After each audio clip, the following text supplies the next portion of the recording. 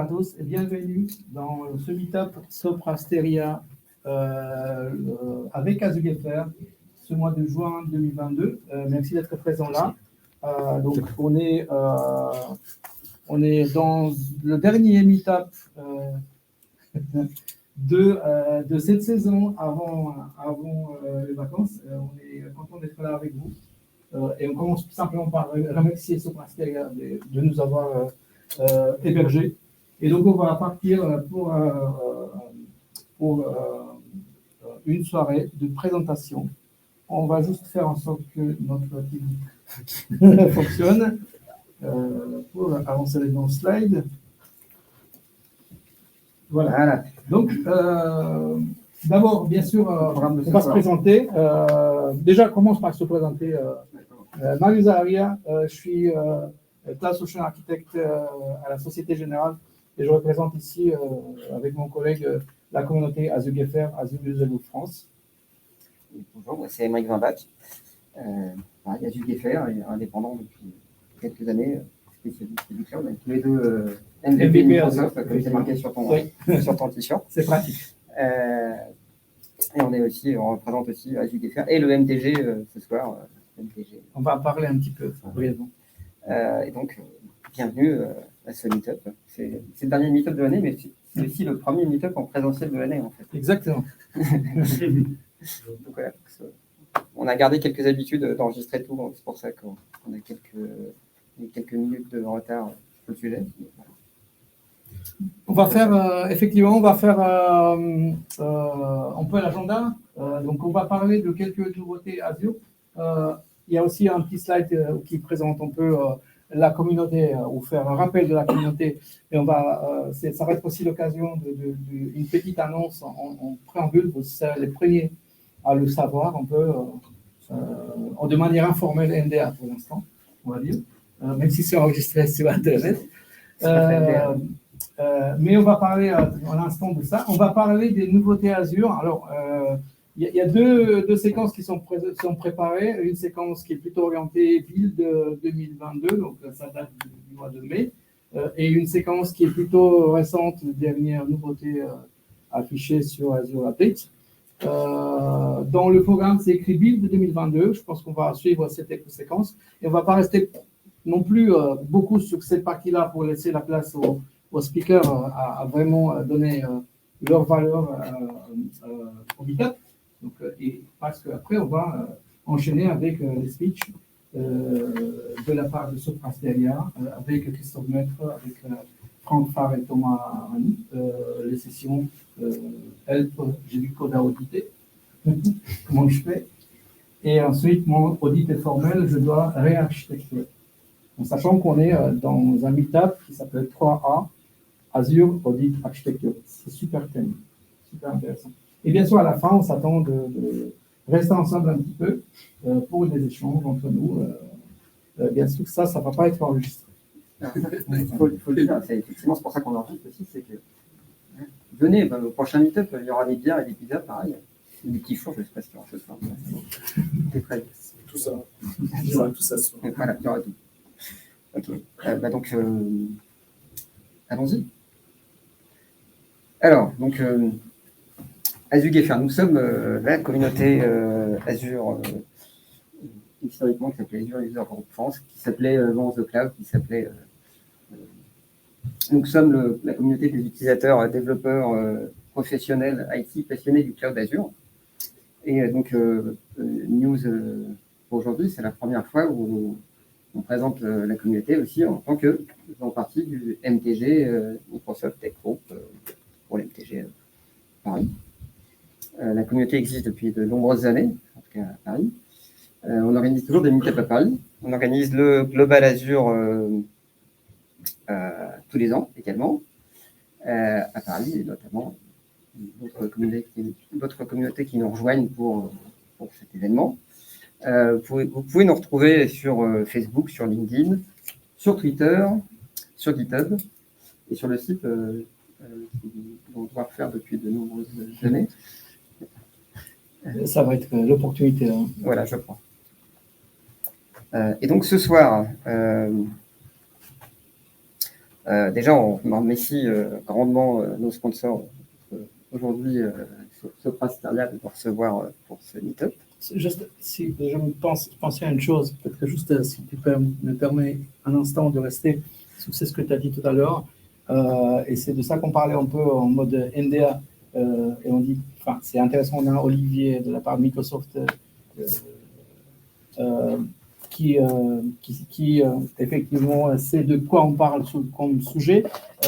Microsoft Tech Group, c'est une organisation, une association qui a été créée récemment par des membres de la communauté de France et d'ailleurs on peut aussi en Belgique effectivement, qui est censée maintenant agréger, à catalyser, on va dire, les efforts communautaires cross, on va dire, cross région, cross ville, tout ça, et faire cette on va dire, agrégation autour de nos passions qui sont celles des technologies Microsoft et là en particulier des technologies cloud.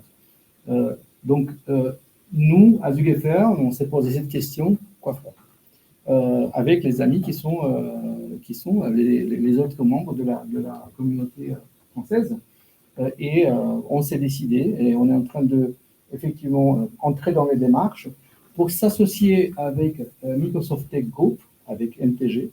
Et donc, il y aura une formule que vous allez voir, effectivement, une passe de communication, toute une cadence qu'on va mettre en place pour adhérer à Microsoft Tech Group dans une formule plutôt attachée à la partie, on va dire, ville, Paris, région parisienne, tout en restant aussi ouvert, bien sûr, à des collaborations et des travaux cross-région.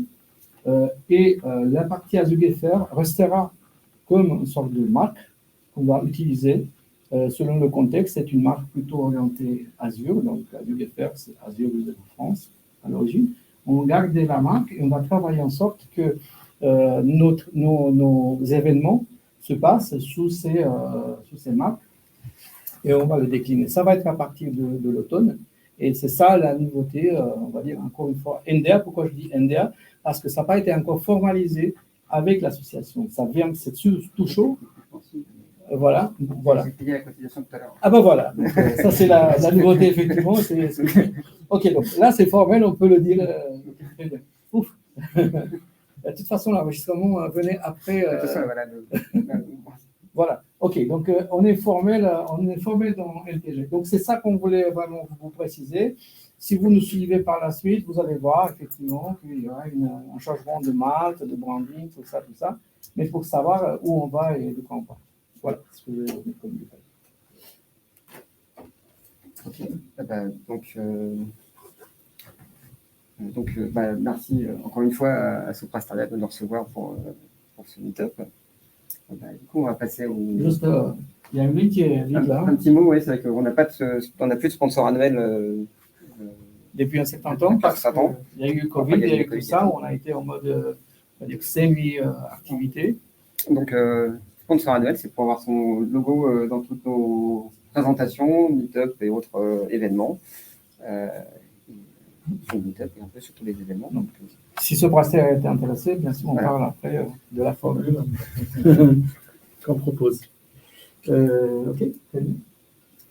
Donc, ensuite, on parle un peu des événements qu'on a listés.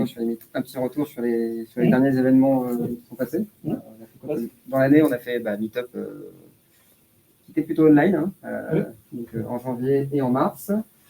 On a fait le Global Azure, donc toutes les vidéos ne sont pas encore toutes montées, d'ailleurs je ne les ai pas encore toutes mises en ligne. C'était un vrai événement présentiel, notre premier événement présentiel de l'année. Et du coup, on a pris la même démarche que ce soir de tout enregistrer pour pouvoir avoir encore plus de présence pour les speakers et des sessions. Et on était aussi présent à la Build avec le MTG. À la Build Paris. La Build Paris, voilà. À la Build Spotlight France. Qui était un événement en présentiel organisé par Microsoft dans les locaux Microsoft, en conjonction avec, bien sûr, l'événement en ligne Microsoft Build que tout le monde connaît, qui a eu lieu en mai. Et donc, les prochains meet-up.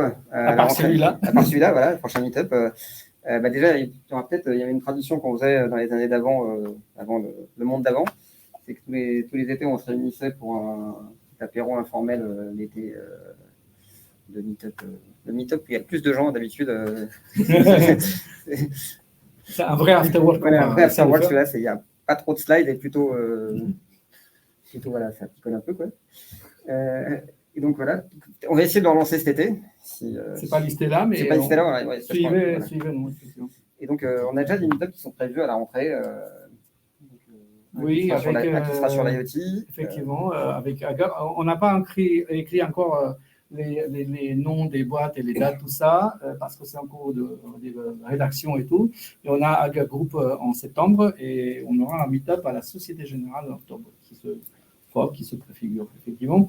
Et ensuite, on a d'autres meet-up dans le pipe qui sont en train d'être planifiés. Ça commence à vraiment rouler, on est assez content. On lance la machine après. Effectivement. Après 2 ans. Et puis, côté Microsoft, on a Microsoft Inspire, qui est un événement pas nécessairement orienté technique, mais plutôt partenaire. Tout ça, vous devez connaître très bien en tant que partenaire Microsoft. Et puis, Ignite 2022, qui arrivera. Alors, il y a des rumeurs qu'il y a un Ignite Spotlight France. Je ne sais pas si j'ai le droit de le dire, d'ailleurs, ça sera coupé en vidéo. C'est pour ça que je l'ai. On n'a pas le droit d'en parler. Voilà. Bah. Il y en a. D'accord. Ah, super. J'ai dit que c'était des rumeurs. Est-ce que vous voyez des événements Microsoft ou autres intéressants, Cloud Azure, qui manquent de la liste? Il y a aussi l'année dernière, on a été à l'OSXP, OS Experience. Je sais qu'il y a aussi des rumeurs de faire la même chose cette année. Donc, on va voir si SUDFR sera présent comme l'année dernière, je ne sais pas. C'est une autre. Exactement. Voilà pour les événements. Les nouveautés Azure, comme j'ai dit. Hein. Alors là, je vais basculer sur une autre présentation. Donc voilà. J'essaie de faire assez vite parce qu'on est déjà très en retard. Donc voilà, on voulait faire un petit retour sur la build aussi. Parce qu'effectivement, il y avait le Spotlight France où on était à Paris. Mais il y a quelques annonces intéressantes Azure. On peut commenter rapidement. Oui, donc ça c'est une présentation qui est préparée par Microsoft derrière, qu'on a réutilisée avec le raccord, qui est focalisé effectivement un peu plus cloud et Azure, mais il y a aussi des événements, des sujets de développement. Donc ça, on va passer assez rapidement, mais essentiellement, il y a quelques thèmes essentiels qui sont autour des environnements de cloud, des environnements pour le développement dans le cloud. Il y a pas mal d'efforts là-dessus. La partie modélisation applicative avec les services cloud natifs, tout ça, comme vous le savez déjà, focus sur AKS ou autres services containers ou cloud natifs. La partie data avec plateforme intégrée de la donnée, des expériences dans Windows, là on ne va pas se pencher trop aujourd'hui, et bien sûr également dans la presse il y a des nouveautés liées à low code, donc tout ce qui est par plateforme Power, tout ça. Peut-être qu'on ne va pas rester non plus, sauf si vous voulez qu'on s'arrête, c'est dans la presse, mais on va passer assez vite là-dessus. Donc d'abord, c'est ce qui a été poussé, c'est Microsoft DevOps, qui est en private preview pour l'instant et qui est l'équivalent de GitHub Codespaces, qui est un environnement Linux, comme vous le savez. Et ça, c'est DevOps, c'est un environnement Windows, une boîte à outils prête à l'emploi ou que vous voulez aussi. Vous pouvez moduler l'environnement de dev à la demande, quoi. Exactement. À la demande, et puis l'idée, je crois que c'est aussi que ce soit géré avec la sécurité intégrée du coup avec Azure AD et tout ce qui va bien pour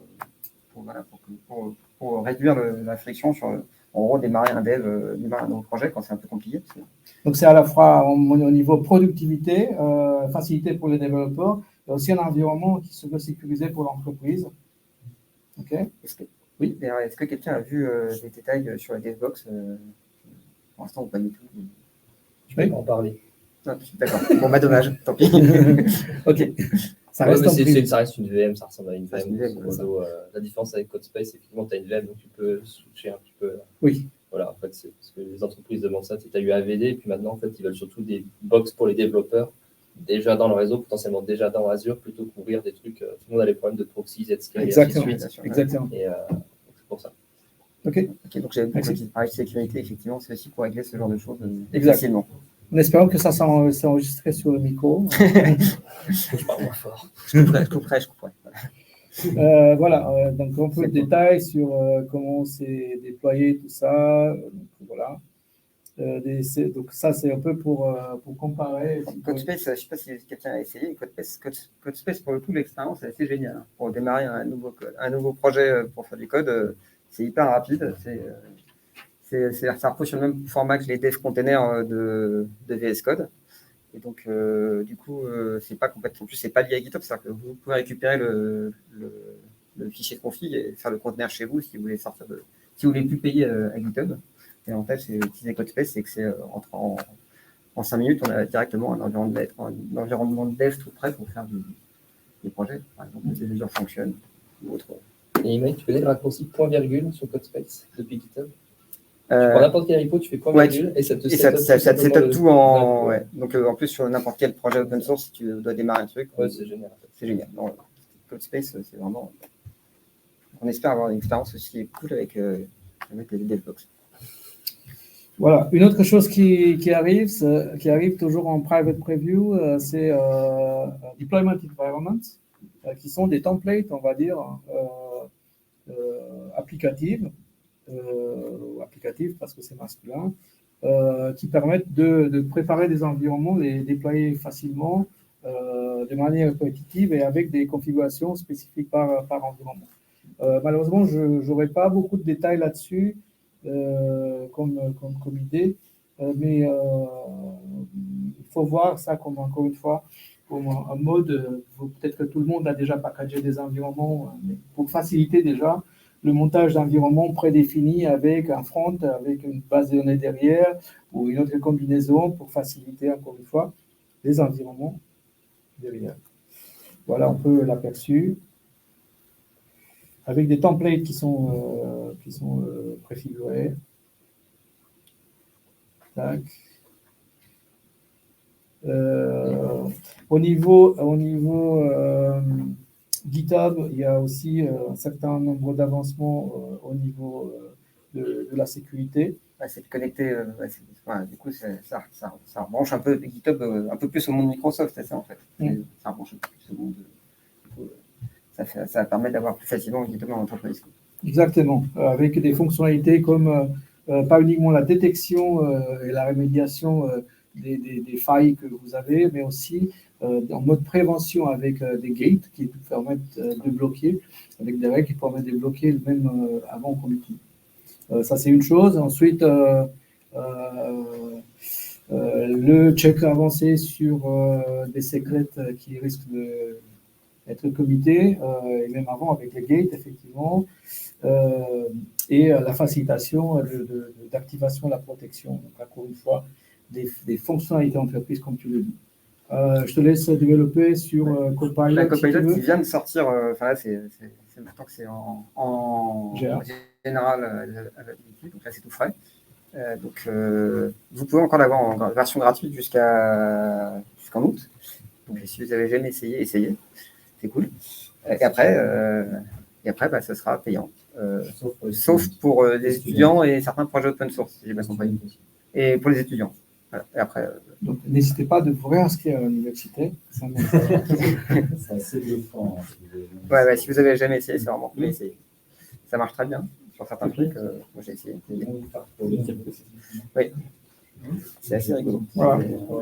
C'est vraiment pratique pour la productivité. C'est vraiment, ça permet vraiment d'écrire du code plus vite. C'est vraiment pratique. Oui. Il y a que quand je l'ai essayé sur du F#, il m'a fait n'importe quoi quand j'avais essayé sur du F#.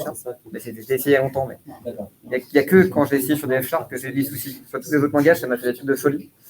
Quand j'ai essayé sur du F#, ça m'a. Il faut avoir la base de code assez large. En plus, c'est un langage fonctionnel, donc à mon avis, c'est un peu plus. Challenging. Plus challenging. J'avais essayé, par exemple, sur Go, c'était très bien, par exemple, du coup, avec, et sur Python, sur JavaScript, c'était des choses impressionnantes. Voilà. Notre sujet, je ne sais pas si tu as vu la toolchain de développement pour tout ce qui est ARM, ou ARM, toute la chaîne de logiciels. Pour faire des applis sur Pour faire ARM. des applications sur ARM, effectivement, avec Visual Studio, VS Code, avec tout ce qui est. Donc, ce qui est sorti aussi, il a été aussi annoncé à la ville, pas des box, c'est je ne rappelle plus. Voilà, ça m'en est. Voilà, donc là, vous avez .NET, Java, vous avez aussi le .NET classique, vous avez toute la partie Linux avec WSL. Et voilà, c'est après. Voilà, exactement. Ah oui, tu voulais dire. Ouais, vous voulez parler de Project Web, etc., mais il y a la slide d'après, ça tombe bien. Parce que nous, on voit Voilà. la première slide. La partie Java, encore une fois, si ça vous intéresse, il y a un repackaging du Spring Cloud qui existait en mode. Le Spring Cloud en mode basse, en gros. Là. Voilà, exactement. Ça s'appelle Azure Spring Apps, qui est passé en mode SKU entreprise. Il y a des gens qui font encore du Spring. C'est un troll. Et moi, ce que j'aime un petit peu, c'est Nginx for Azure, qui se veut une offre SaaS intégrée dans Azure du produit Nginx qui est de plus en plus utilisé. Donc jusqu'ici, il y a eu beaucoup de déploiements Nginx en mode infrastructure pure. Et là, c'est l'opportunité de passer en mode service cloud. Et puis le testing, et ainsi de suite. Voilà, je te laisse parler. Donc là, j'allais dire, pour Java, ça va bien avec ce que tu disais, c'est un coup de chose, c'est des environnements ARM, mais ça permet de faire du dev. Alors, c'est le processeur qui est dedans, donc Project Web Terrain, c'est quoi le processeur déjà? C'est un NPU, c'est un. Je ne connais pas assez, et je pense que. C'est un NPU. C'est un NPU, c'est ça, ouais. Ils sont stackables aussi. Ils sont stackables, alors ça, par contre, il n'y a plus trop de détails sur le. Stackable, on ne sait pas combien. Ouais. De stack. Ouais. Mais après, c'est sûrement un cas d'un peu. Donc le but, c'est faire un grand cluster. Voilà, donc je pense que c'est un truc Voilà. aussi qui va venir. Il faut suivre ça après. Voilà. Ensuite, on parle de Container Apps. Voilà, Azure Container Apps, ça c'est quand même un sujet sur lequel moi j'ai beaucoup. Je connais bien le sujet. J'avais fait le meet-up de mars, c'était entièrement dédié à ce sujet-là. Donc, Container Apps qui est sorti en général availability, donc qui est disponible pour tout le monde. Donc, c'est en gros, c'est pour faire des containers, une nouvelle offre de containers en mode pass, du coup, avec du Kubernetes derrière. Et c'est assez pratique à utiliser si vous avez essayé. Pareil, c'est un nouveau pass vraiment sympa pour faire du container. C'est entièrement intégré avec Dapper de Microsoft. Et du coup, ça permet de faire des choses assez bien foutues parce que ça marche. Les containers, l'archive que vous faites dans Container Apps, elle marche à la fois dans Container Apps, dans Kubernetes. Et même, vous pouvez la brancher avec votre cloud facilement. Et donc, il y a eu plein de news, de features qui sont sorties aussi à l'occasion de la build pour la General Availability. Donc, ils ont fini la VNet, les intégrations des VNet, les Managed Identity, les S-Probe qu'on avait aussi pu tester un peu avant, le EasyOut qui est aussi disponible dans App Service qui permet de se brancher facilement à de l'Azure AD ou à d'autres systèmes Facebook ou autres. Le log streaming, l'accès à la console de Container Apps, c'est pratique. Et quelque chose que tu n'as pas mis dans la slide qui vient de sortir aussi, c'est que du coup les containers de Container Apps, maintenant on peut aussi les brancher sur du storage. On peut aussi monter des volumes. On peut aussi monter des volumes Azure, ça, ce qui ouvre quand même pas mal de choses. De faire plein de scénarios qu'on ne pouvait pas faire avant. On peut scaler différemment en partie data voilà. derrière. Personnellement, j'attendais bien ces features un peu entreprise pour pouvoir commencer à truster le service et commencer à pouvoir l'intégrer dans un VNet, pouvoir le contrôler, pouvoir assurer la partie identité. Il y a beaucoup de travaux aujourd'hui dans le contrôle. Peut-être que vous faites aussi comment contraindre bien un Kubernetes dans soit AKS, soit dans d'autres clouds ou chez vous. Control plane, data plane, s'assurer que personne ne puisse faire des bêtises volontairement ou pas. Et si on veut aller dans une solution plutôt managée comme Container Apps, ces features sont quand même assez indispensables. Donc ça tombe très bien. Nous, de l'expérience, on va commencer à regarder vraiment le sujet maintenant parce qu'il y a ces features un peu orientées entreprise. Voilà, au niveau AKS, quelques petites mises à jour, si vous voulez, parmi lesquelles l'extension KEDA qui permet de manière plus facile faire de l'autoscaling. Et vous pouvez rajouter des critères supplémentaires d'autoscaling. En fait, KEDA, tu l'avais déjà avant, mais là, tu as une extension qui permet de simplifier le fait de faire du KEDA dans AKS. Tout à fait. Azure Container Apps aussi repose vachement sur KEDA. Oui, tout à fait. Et ça, tu as une possibilité différente de scaler sur d'autres critères. La partie Web Application Routing que j'aimerais bien tester, je ne l'ai pas testé encore. Et puis, là, ça détaille un peu qu'est-ce que Draft. Et pour moi, c'est quelque chose qui fait partie de la galaxie Kubernetes AKS qui est chez Microsoft. Ça, c'est intéressant aussi, c'est Manage Grafana. Pour toute la partie reporting, dashboarding. C'est vrai qu'avant, c'était pas évident de faire du Grafana. En gros, faire du Grafana sur Azure, ça allait se monter, quoi, donc c'était moins facile. Du coup, maintenant, il y a une option en mode passe pour faire du Grafana, qui est quand même un outil assez pratique pour le cloud. Quoi. Exactement. Qui n'est pas un outil des meilleurs de Microsoft à la base, mais qui est l'un des meilleurs dans son domaine. Quoi. Et comme on a l'habitude, comme on s'attend, on se base beaucoup sur des intégrations fortes avec les outils open source qui sont traditionnels. Là, on parle de l'intégration avec Prometheus à la base, mais derrière aussi, on profite du fait qu'on est dans Azure pour s'intégrer avec Azure Monitor et Azure Data Explorer. Donc, ça, c'est des features spécifiques, si vous voulez, Azure. Tout ça. Voilà. .NET MAUI, si tu veux parler un mot ou... .NET MAUI, maintenant c'est pareil, c'est enfin la généralité de projet. Donc, ça va permettre de faire des applis multiplateformes avec .NET. En gros, la promesse qu'on avait avec .NET, avec la refondation de .NET, et ça y est, elle est prête. Là, donc là, ça permet de faire de l'appli sur toute la stack partout. Facilement.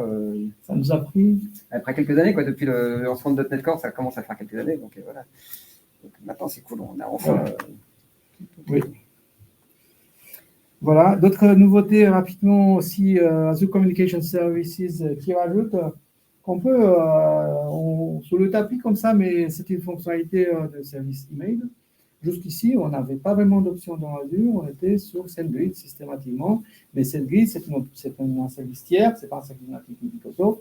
Du coup, ça pourrait poser des problèmes. Dans le marketplace, on l'accepte ou pas, qui veut, comment, le modèle de pricing, tout ça.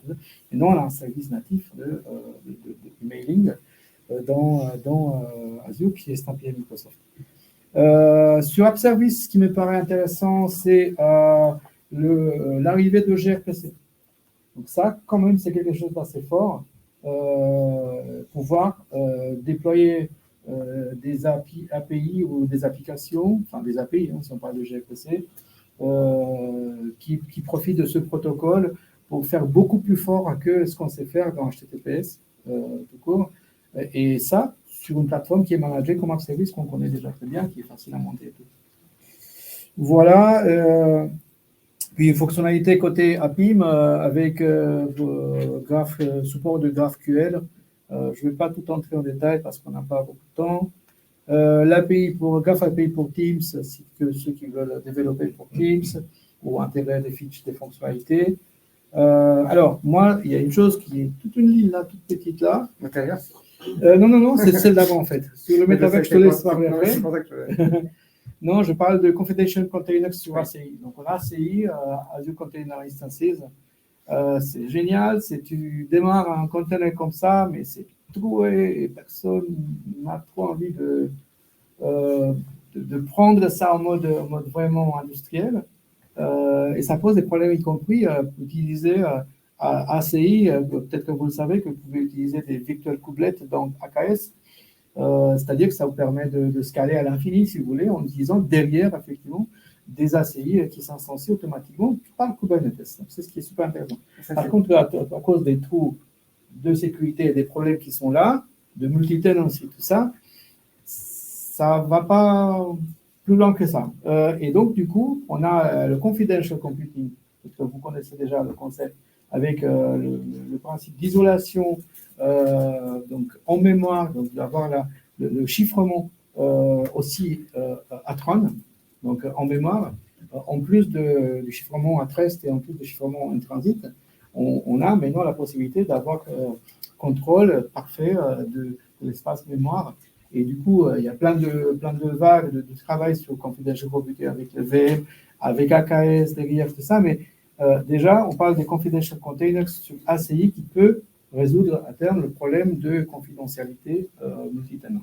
Donc pour moi, c'est quelque chose qui peut être impactant derrière. Non, je ne vais pas lancer tout de suite sur le métaverse parce que là, on est passé Oui, trop longtemps, là, je pense que... C'est derrière, peut-être après, à la fin, au niveau de... Je pense qu'on va... Voilà.